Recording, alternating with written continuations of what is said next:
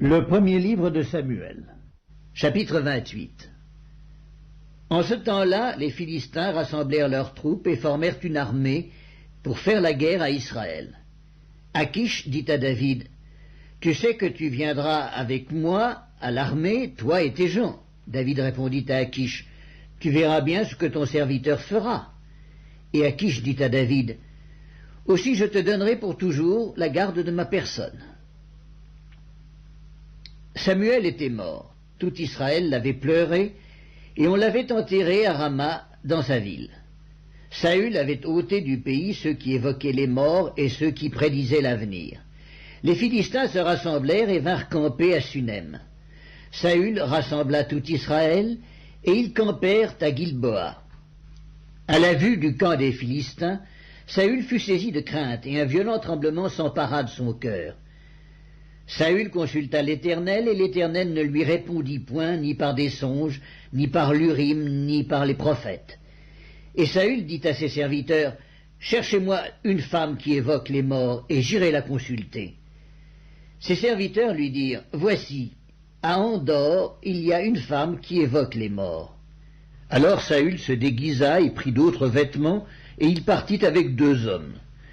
Ils arrivèrent de nuit chez la femme. Saül lui dit, « Prédis-moi l'avenir en évoquant un mort, et fais-moi monter celui que je te dirai. » La femme lui répondit, « Voici, tu sais ce que Saül a fait, comment il a retranché du pays ceux qui évoquent les morts et ceux qui prédisent l'avenir. Pourquoi donc tends-tu un piège à ma vie pour me faire mourir ?»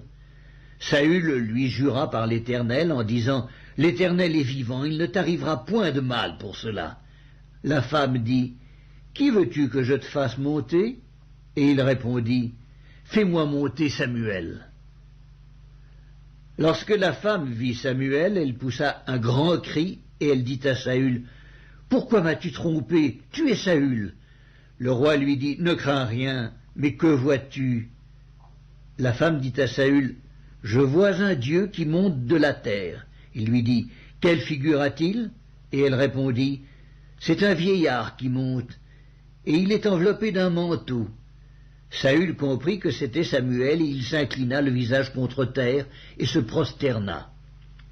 Samuel dit à Saül, « Pourquoi m'as-tu troublé en me faisant monter » Saül répondit, « Je suis dans une grande détresse. Les Philistins me font la guerre, et Dieu s'est retiré de moi.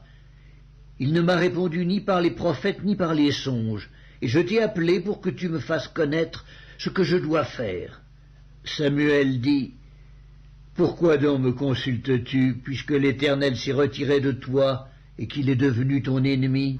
L'Éternel te traite comme je te l'avais annoncé de sa part. L'Éternel a déchiré la royauté d'entre tes mains et l'a donnée à un autre, à David.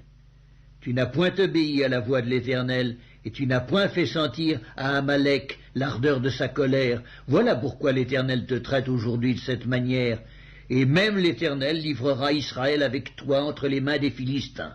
Demain, toi et tes fils, vous serez avec moi, et l'Éternel livrera le camp d'Israël entre les mains des Philistins. » Aussitôt Saül tomba à terre de toute sa hauteur, et les paroles de Samuel le remplirent d'effroi.